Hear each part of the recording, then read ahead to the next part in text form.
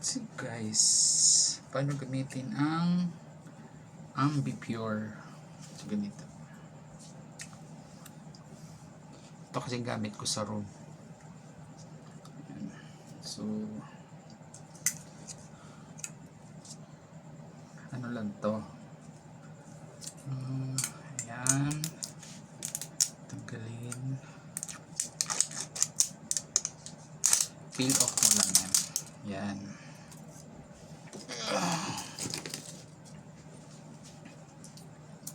Tapos ito, sabihin, yun, igagano mo lang siya. Ayun. So ganun paggamit ng Ambipure. Yan. Tapos pili na natin yan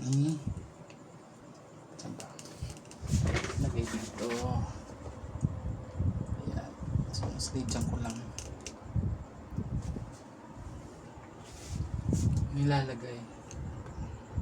Ayan. So dito ko siya lalagay for